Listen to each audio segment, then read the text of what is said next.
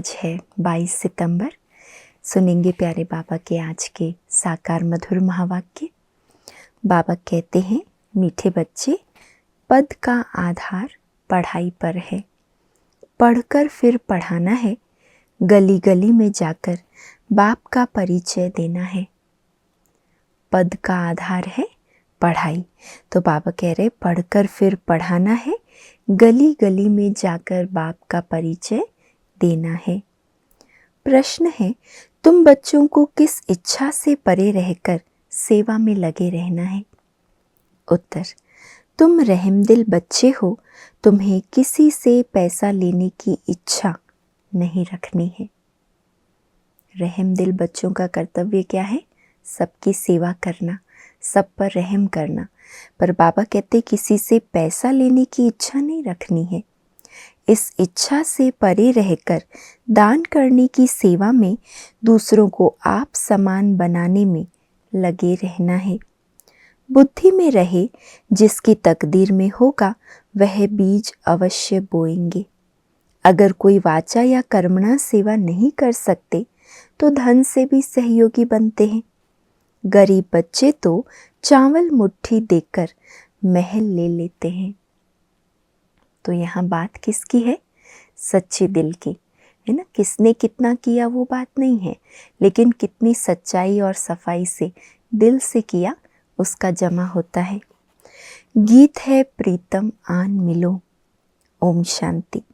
प्रीतमाओं के लिए एक ही पुकार काफ़ी है।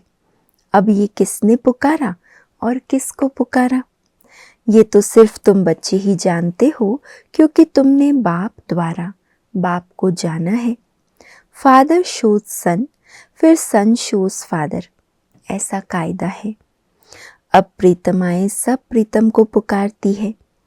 गीत तो श्री कृष्ण के लिए गाया हुआ है, सबकी श्री कृष्ण के साथ प्रीत तो है ही। माताएं कन्याएं जो भी है, विशेष कृष्ण के साथ उनकी प्रीत होती है। श्री कृष्ण के भक्त समझते हैं श्री कृष्ण ने राजयोग सिखाया था। वास्तव में प्रीतम सबका एक ही है। सर्व पतितों को पावन बनाने वाला एक ही है। निराकार को ही याद करते हैं, परंतु परमपिता परमात्मा को फिर यथार्थ रीति जानते नहीं। निराकार का यथार्थ अर्थ क्या है सो जानते नहीं। बाप ने समझाया है, वास्तव में एक ही राम है। हे प्रभु, हे ईश्वर, ओ गॉड, एक को पुकारते हैं। कोई जिस्मानी मनुष्य या देवता को नहीं पुकारते। बुद्धि निराकार की तरफ चली जाती है। गॉड फादर सभी का एक ही है। समझते भी हैं हम ब्रदर्स हैं, परंतु आत्माओं के रूप में हैं। गॉड फादर कहते हैं हम सब आपस में भाई भाई हैं, ये भी कहते हैं, परंतु आत्माओं के रूप में है। बाबा कहते ये ज्ञान आप बच्चों को है, उनको नहीं है। यूँ तो हर एक अपने अपने धर्म का है। अपने धर्म के भाई बहन भी लड़ते रहते हैं। जब सभी दुखी होते हैं तो बाप कहते हैं मुझे याद करो, क्योंकि सर्व का पतित पावन मैं ही हूँ। प्रीतम तो सब प्रीतमाओं का एक ही है। सजनी साजन को याद करती है, प्रीतमाएं याद करती है, प्रीतम आन मिलो। प्रीतमाएं दिल से क्या पुकारती है अपने प्रीतम को कि अब आन मिलो। आत्मा याद कर रही है, जिया बुलाए। गीत में आता है ना, दुखिया जियरा पुकारे। बुलाने वाली तो आत्मा है ना, शरीर तो नहीं है। जीवात्मा जीवात्मा से बात करती है। दुनिया में मनुष्य तो देह अभिमानी होने के कारण अपने को शरीर समझते हैं। तुम बच्चों को ये पक्का पक्का समझना है कि जीव की आत्मा बुलाती है, आत्मा प्यार करती है। शरीर शरीर से प्यार नहीं करता। आत्मा शरीर धारण करती है। इस समय का प्यार भी अशुद्ध है। प्यार तो सतयुग त्रेता में भी होता है आपस में, लेकिन वो प्यार बहुत शुद्ध प्यार है, क्योंकि आत्मा आत्मा से प्यार करती है। और यहाँ तो देह अभिमान में आने से अशुद्ध प्यार हो गया। देवी देवताओं का प्यार तो बहुत शुद्ध होगा ना। मनुष्य समझते हैं प्यार विकार का ही होता है। आज की दुनिया में प्यार की परिभाषा क्या है? विकार। वो समझते हैं प्यार माना विकार। परंतु सतयुग में भी प्यार है, लेकिन वहां कोई भी विकार नहीं होता। बाप तुम बच्चों को 21 जन्मों के लिए इन विकारों से बचाते हैं। तुम ये बातें किसको बैठ समझाओ तो सुनकर बड़ा खुश होंगे। तुम कहते हो बाबा सर्विस नहीं होती है, परंतु सर्विस के तरीके तो बहुत बताते हैं। अभी दशहरा आता है, देवियों की पूजा भी सब जगह होती है, तो वहां भी जाकर समझाना चाहिए। अगले महीने क्या आएगा? दशहरे का त्योहार आएगा, तो बाबा कहते उस पर सेवा करो, समझाओ। बाप की पहचान देनी चाहिए, वो है परम पिता परमात्मा निराकार बाप। हम आत्माएं भी मूल वतन में रहती हैं। वतन घर को भी कहा जाता है। हम आत्माओं का बाप भी वहाँ परम धाम में रहते हैं। बाप बच्चों को भेज देते हैं। ये भी ड्रामा अनुसार ऑटोमेटिकली चलता रहता है। उनको भी अपने समय पर आना पड़ता है। किनको? बाबा को भी आना पड़ता है। एक बाप है, बाकी सब है आत्माएं। ये है मनुष्य सृष्टि। उनमें दैवी गुण वाले मनुष्य लक्ष्मी नारायण थे सतयुग में। बाकी कोई 8-10 भुजा वाले मनुष्य नहीं होते। ये कहाँ से आए? पूजा जहाँ होती है वहाँ तुमको इनोसेंट हो जाकर पूछना चाहिए ये क्या है। बाबा कहते वहाँ पर ऐसे इनोसेंट हो जाओ कि जैसे आपको कुछ भी पता नहीं, और फिर उनसे पूछो ये क्या है। रुद्र यज्ञ भी बहुत होते हैं। साहूकार लोग यज्ञ आदि बहुत कराते रहते हैं। तुम कहाँ भी रमण कर सकते हो। तुम रमता योगी हो, तो जिस देश में रहने वाले हैं वहाँ सर्विस कर सकते हैं। ये कौन है जो इनकी पूजा होती है? क्या करके गए हैं? किसकी संतान है? ऐसे ऐसे बैठ पूछना चाहिए, फिर समझाना चाहिए, क्योंकि तुम्हें सबका कल्याण करना है। तो बाबा कहते कोई ना कोई युक्ति ऐसे निकालो कि उन आत्माओं की हम सेवा करें। कोई आत्मा बाप के परिचय बिगर रह ना जाए। रहम दिल बनना चाहिए। मुफ्त पैसे बर्बाद करते रहते हैं। भगवान को ढूंढने के लिए कितना खर्चा करते हैं, तो बाबा कहते रहम करो उन पर। बच्चों के लिए सर्विस तो बहुत है। अभी दशहरा आता है, उस पर समझाना चाहिए कि रावण को क्यों जलाते हैं। रावण का राज्य कब से कब तक चला, फिर विष्णु का राज्य कितना समय चला। ये है ब्रह्मा का दिन, ये है ब्रह्मा की रात। गवर्नमेंट को जाकर समझाना चाहिए बरोबर अब रावण राज्य है ना, वह है विष्णु संप्रदाय अथवा दैवी संप्रदाय, यह है आसुरी संप्रदाय। बड़ों बड़ों को जाकर समझाना चाहिए, चित्र ले जाना चाहिए, कोशिश करनी चाहिए ऐसा बाण मारे जो नाम बाला हो जाए। मतलब इस तरीके से ज्ञान सुनाए कि उनकी बुद्धि का ताला खुल जाए, जैसे उनको तीर लग जाए ज्ञान का। बनारस में बहुत बड़े बड़े टाइटल मिलते हैं सरस्वती आदि के। अब सरस्वती तो है जगत अम्बा। भारतवासी सब जगत अम्बा को मानेंगे। जगत को रचने वाली तो जरूर पिता भी होगा। जगत पिता ब्रह्मा और जगत अम्बा सरस्वती कहते हैं ना। सरस्वती भी ब्रह्मा की बच्ची है, ब्रह्मा की मुख वंशावली है। ब्रह्मा को फिर रचने वाला कौन है? गाया जाता है शिव परमात्माए नमः, वह हो गए देवताए नमः। तो देवताओं का रचयिता वह शिव परमात्मा हो गया। उनसे वर्षा मिला होगा ना, तो तुम बच्चों को समझाने निकलना पड़े ना। एक जगह बैठने से तो सर्विस नहीं होगी ना। बाबा कहते गली गली में जाओ, जगह जगह जाकर समझाओ उनको। जो जो अच्छे समझदार हैं उन्हें सर्विस करनी चाहिए। बाप तो गली गली में नहीं जाएंगे, ये बच्चों का काम है। सन शोज फादर, बच्चों का काम है। सर्विस नहीं करते हैं तो समझेंगे सर्विसेबल नहीं है, तो पद भी ऐसा ही पाएंगे। भल बच्चे तो बने हैं, परंतु पढ़ाई पर सारा मदार है। जो जास्ती पढ़ेंगे वह ऊंच पद पाएंगे। पढ़े हुए के आगे अनपढ़े भरी ढोएंगे। पुरुषार्थ ऊंच पद पाने का करना चाहिए। ये शिव बाबा सम्मुख समझा रहे हैं, बाहर वाले बच्चे भी समझेंगे।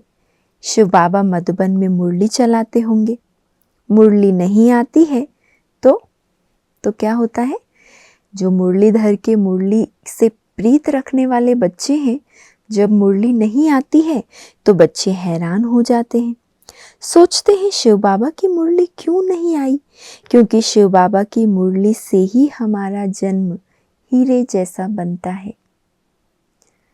प्राण प्यारी मुरली, प्राण प्यारा बाप दादा, तो बाबा की मुरली से ही हमारा जीवन हीरे जैसा बनता है। मुरली तो रोज सुननी चाहिए। 7 रोज की मुरली भी अगर किसके पास जाए, वह बैठ पढ़े तो कितनी खुशी मिल जाए। पढ़ना जरूर चाहिए। कोई भी लूला, लंगड़ा, गूंगा भी ये पढ़ सकते हैं। कैसे भी बुखार में, बीमारी में भी मुरली जरूर पढ़नी चाहिए। जो बीमार है या बुजुर्ग है, या बाबा कहते हैं शारीरिक रूप से उनकी अवस्था ठीक नहीं है, लेकिन मुरली तो ज़रूर उनको पढ़ना ही है। बाकी जो बिल्कुल स्वस्थ है, तंदुरुस्त है, उनको तो क्लास में जाकर मुरली सुननी चाहिए। तुम सिर्फ बोलो तुमको 2 बाप है, तो जिसे वर्षा लेना होगा वह उसी समय इन 2 अक्षरों से भी समझ जाएंगे। ये नॉलेज ही ऐसी सहज है। बाप को याद करने से सारा चक्र बुद्धि में आ जाता है। जितना बुद्धि में चक्र फिराएंगे तो चक्रवर्ती बनेंगे। बाप कहते हैं, जो मेरे भक्त हैं अथवा लक्ष्मी नारायण आदि को मानने वाले हैं, उन्हों को समझाओ। तुम ही देवी देवता थे, 84 का चक्र लगाया, अब फिर देवता बनो। ये बाबा भी लक्ष्मी नारायण का भक्त था ना, पुजारी से फिर पूज्य बनते हैं। लक्ष्मी नारायण पूज्य है ना। तुम लक्ष्मी नारायण के मंदिर में जाएंगे, कहेंगे कल इनकी पूजा करते थे, आज हम वह बन रहे हैं। जिनको कल पूज रहे थे, आज हम उनके जैसा बन रहे हैं। समझाना तो बड़ा सहज है। तुम बच्चों को रहमदिल बनना है। जिसको सर्विस का शौक होगा वह सिखलाने वाली ब्राह्मणी का साथ पकड़ेंगे। हमको बैठ समझाओ। तुम खाते हो शिव बाबा के भंडारे से, तो देखो बाबा कितनी अच्छी और कितनी दिल को छूने वाली बात कहते हैं। बाबा कह रहे तुम शिव बाबा के भंडारे से खाते हो, तो शिव बाबा की सर्विस करनी पड़े ना। जिसका खाते हो उसको रिटर्न तो देना पड़ेगा ना। सभी शिव बाबा की भंडारी में डालते हैं, समझते हैं हम शिव बाबा की भंडारी से खाते हैं, तो मनसा वाचा कर्मणा सर्विस करनी चाहिए। यहाँ तुमको कितना मज़ा आता है, वो मज़ा घर में आ न सके। मधुबन में जो मज़ा है मुरली सुनने में सम्मुख, बाबा कहते घर में तो नहीं आएगा, या सेंटर पर सुनने में जो मज़ा है वो तो घर में नहीं आएगा। मनसा सर्विस भी करनी है, याद करना है, पवित्र बनना है, शंख ध्वनि भी करनी है, कर्मणा कोई भी यज्ञ सर्विस करनी है। देखो बाबा सेवा के हर सब्जेक्ट पे अटेंशन दिलाते हैं। याद में रहकर मनसा सेवा भी करो, शंख ध्वनि कर वाचा सेवा भी करो, और यज्ञ की कोई ना कोई कर्मणा सेवा जरूर करनी है। शुरू में मम्मा बाबा भी बर्तन मांजते थे, गोबर के छेड़े अर्थात कंडे बनाते थे, देह अभिमान तोड़ने के लिए सब करते थे। अभी फिर बहुतों में दिन प्रतिदिन देह अभिमान बढ़ता जाता है। अभी तो किसी को कहो ऐसे गोबर के उपले बनाओ तो कोई नहीं बनाएगा, क्योंकि देह अभिमान बहुत आज आ गया है। और शुरू में मम्मा बाबा हर काम हाथ से खुद करके सिखाते थे, तो बाबा कहते अब तो देह अभिमान बढ़ता जा रहा है, यज्ञ का खाते हैं तो सर्विस भी करनी चाहिए। बाप को याद करने से विकर्म विनाश होंगे। सर्वव्यापी कहने से विकर्म विनाश कैसे होंगे? सर्वव्यापी कहने से तो बुद्धि का योग लग नहीं सकता। तो ये सेवा सबकी करनी है, दान देना है। वह सेवा नहीं तो स्थूल सेवा करो, वह भी नहीं कर सकते हो तो धन की सेवा करो, तो वो भी सर्विस हो जाएगी। वाचा सेवा नहीं तो कर्मणा सेवा करो, कर्मणा सेवा नहीं तो धन से सेवा करो, कुछ न कुछ तो जमा होगा ना। बीज बोया जाता है तो उनका फल निकलता है। यहाँ चावल चपटी देने से महल मिल जाते हैं। किसको भी कहना नहीं है कि बीज बो, तकदीर में नहीं होगा तो कभी बुद्धि में आएगा ही नहीं। साहूकार लोग होते हैं तो 5 लाख का भी इंश्योरेंस करते हैं, गरीब होगा तो 500 का इंश्योरेंस करेगा। यहाँ फिर गरीब सबसे जास्ती इंश्योर करते हैं। गरीब के चावल मुट्ठी भी साहूकार के धन से इक्वल हो जाते हैं। मम्मा ने देखो क्या इंश्योर किया, तन मन से देखो कितनी सेवा की।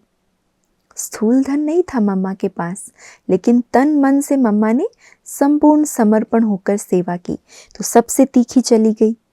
बहुत धन देने वालों को भी इतना पद नहीं मिल सकता जितना उनको मिलता है। तुम हो नर से नारायण बनने वाले, ये नॉलेज है ही स्वराज्य योग। हर एक की बुद्धि समझ सकती है। हम मम्मा बाबा को फॉलो करते हैं, पुरुषार्थ करना चाहिए ना। यह ज्ञान सागर तो गलियों में नहीं जाएगा, न बाबा पब्लिक में भाषण कर सकते हैं। बाप कहते हैं मैं तो बच्चों के सामने बैठ भाषण करूँगा। मैं सबका बाप हूँ, तुम माताएं कुमारियाँ हो, तुमको जाकर भाषण करना है। फिर भी तुम बीके हो। अभी जगत अम्बा पर कितना बड़ा मेला लगता है, कुछ तो सर्विस करके गई है ना। तुम बतला सकते हो, वहाँ बहुत सर्विस कर सकते हो। सर्विसेबल बच्चे क्या करेंगे? सर्विसेबल बच्चे आपे ही सर्विस करते रहेंगे। उनको कहने की दरकार नहीं है, खुद ब खुद सर्विस करेंगे। जो आपे ही करे सो देवता। सुबह को जाओ, रात को लौट आओ। सर्विस करने की हिम्मत चाहिए। बहुत अच्छे अच्छे बच्चे हैं, परंतु कोई न कोई बंधन में है। रुद्र ज्ञान यज्ञ में अबलाओं पर अनेक प्रकार के विघ्न पड़ते हैं। प्रैक्टिकल में देख रहे हो। तो बाप से यदि वर्षा लेना है तो सर्विस में तत्पर रहना है। श्रीमत पर चलो। हाँ, लौकिक माँ बाप आदि हैं तो उनकी सर्विस भी करनी है, साथ साथ ये सर्विस भी करना है। बॉम्बे में भी अम्बा के मंदिर में बहुत जाते हैं, वहाँ भी जाकर सर्विस कर सकते हो। हाँ, ऐसे जो सर्विस करेंगे उनको गवर्नमेंट भी शरीर निर्वाह अर्थ देने के लिए तैयार है। यदि कुछ भी समझने वाला नहीं है फिर भी मेहनत करो, कोई ना कोई निकल आएगा। सर्जन बहुत चाहिए। तुम हो अंधों की लाठी, तुम बच्चों के लिए सर्विस तो ढेर है। सेवा करने वाला चाहिए। बाबा कहते सेवा तो बहुत है। तुमको कोई से पैसे आदि लेने की इच्छा नहीं है, तुमको तो रहम दिल बनना है। रहम दिल बाप के बच्चे भी रहम दिल, जो बहुतों को मार्ग बताएंगे, वह पद भी ऊंच पाएंगे। सुनते तो बहुत है ना, यहाँ से गए तो फिर भूल जाता है। नंबरवार धारणा करते हैं, इसमें बड़ी अच्छी मेहनत करनी चाहिए। किसमें? धारणा करने में मेहनत अच्छी करनी है। 21 जन्मों का राज्य भाग्य मिलता है, कम बात थोड़ी है। जैसे गवर्नमेंट कहती है सोना हराम है, आराम हराम है। बाप भी कहते हैं नींद को जीतने वाले बनो, रात को भी कमाई करो। कोई शरीर छोड़ते हैं तो समझते हैं ड्रामा में उनका इतना ही पार्ट था। अनन्य बच्चे जो होते हैं वह आते हैं। कोई तो बहुत आंसू बहाते हैं, पछताते हैं, हमने सर्विस नहीं की, बाप का कहना नहीं माना। तो अंत घड़ी फिर बहुत पछतावा होता है। ऐसे ऐसे भिन्न भिन्न प्रकार के होते हैं। बाबा साक्षात्कार कराते हैं, तुमको कितना कहते थे सर्विस कर आप समान बनाओ, तुमने कुछ नहीं किया। फिर रोते हैं। जब हाथ से समय निकल गया तो फिर पश्चाताप में रोना आता है। धर्मराज के आगे भी रोते हैं, मार खाते हैं। इम्तिहान हो गया, रिजल्ट निकल गई, फिर रोने से कुछ फायदा होगा क्या? देखो बाबा कितना सावधान कर रहे हैं, है ना। कई बार हम हमारा समय, बोल, शक्तियाँ सब ऐसे व्यर्थ गंवा देते हैं। सोचते हैं हाँ कर लेंगे, क्या हुआ, सब तो बने नहीं हैं, कोई तो करता नहीं है। लेकिन बाबा क्या याद दिला रहे, समय निकल जाएगा, रिजल्ट आ जाएगी, फिर कितना भी पछताओ उससे क्या फ़ायदा होगा। इसीलिए अभी हमें अटेंशन देना है। अपना बोल, अपना समय, अपनी शक्तियाँ, अपने गुण सब सेवा के प्रति समर्पित हो, सब कुछ सफल हो, कुछ भी विफल ना जाए। क्योंकि समय अभी हाथ में है, फिर हाथ से समय निकल जाएगा। अभी प्रीतम आया हुआ है, प्रीतमाओं को ले जाने। कहते हैं आओ तो हम तुमको विश्व की महारानी बनाएं। जो पुरुषार्थ करेंगे वही बनेंगे। स्टार्स में भी नंबरवार होते हैं, कोई तो बहुत चमकते हैं। तुम पुरुषार्थ कर रहे हो, ऊपर में तुम्हारे पिछाड़ी की रिजल्ट का यादगार है। अभी तो ग्रहण लगता है ना, चलते चलते ग्रहचारी बैठ जाती है तो तूफान से निकल नहीं सकती। ग्रहण लगा, यह गिरा। ग्रहण बहुतों को लगता है, ग्रहचारी माता पिता को भी भुला देती है। परिपूर्ण तो कोई बने नहीं है, माया भी रुस्तम से रुस्तम होकर लड़ेगी। इसीलिए अपने आप को पहलवान बनाना है, कमज़ोर नहीं। अच्छा, मीठे मीठे सिकिलधे बच्चों प्रति माता पिता बाप दादा का याद प्यार और गुड मॉर्निंग। रूहानी बाप की रूहानी बच्चों को नमस्ते, और हम सब बच्चों की भी माता पिता बाप दादा को याद प्यार, गुड मॉर्निंग और नमस्ते। धारणा के लिए आज का मुख्य सार है, पहला, रमता योगी बन सेवा करनी है। मनसा वाचा कर्मणा, किसी भी प्रकार की सेवा में बिजी जरूर रहना है। दूसरा, रात को जागकर कमाई करनी है, नींद को जीतने वाला बनना है। मुरली किसी भी परिस्थिति में जरूर पढ़नी है। आज का वरदान है, अल्पकाल के संस्कारों को अनादि संस्कारों से परिवर्तन करने वाले वरदानी महादानी भव। अल्पकाल के संस्कारों को अनादि संस्कारों से परिवर्तन करने वाले वरदानी महादानी भव।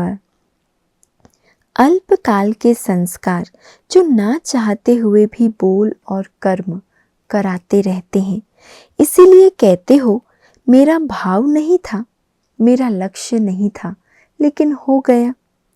कई कहते हैं हमने क्रोध नहीं किया, लेकिन मेरे बोलने के संस्कार ही ऐसे हैं। तो ये अल्पकाल के संस्कार भी मजबूर बना देते हैं। चाहते नहीं थे, हो गया, बोलना नहीं था, बोल दिया। बाबा कहते ये संस्कार भी मजबूर बना देते। अब इन संस्कारों को अनादि संस्कारों से परिवर्तन करो। आत्मा के अनादि ओरिजिनल संस्कार हैं, सदा संपन्न, सदा वरदानी और महादानी। स्लोगन है, परिस्थिति रूपी पहाड़ को उड़ती कला के पुरुषार्थ द्वारा पार कर लेना ही उड़ता योगी बनना है। परिस्थिति रूपी पहाड़ को उड़ती कला के पुरुषार्थ द्वारा पार कर लेना ही उड़ता योगी बनना है। आज का अव्यक्त इशारा है, निर्माण चित आत्माएं कारण व समस्या को पॉजिटिव समाधान बनाएंगी। वह किसी भी प्रकार के विघ्न व समस्या अथवा माया के वार को वार न समझ खेल के समान अनुभव करते खुशी खुशी पार कर लेंगे। कोई भी विघ्न या समस्या या माया का वार हो, उसे वार ना समझ खेल के समान अनुभव करते खुशी खुशी पार कर लेंगे। उनकी अवस्था सदा एक रस रहेगी, कभी घबराएंगे नहीं, हलचल में भी नहीं आएंगे। अच्छा, ओम शांति।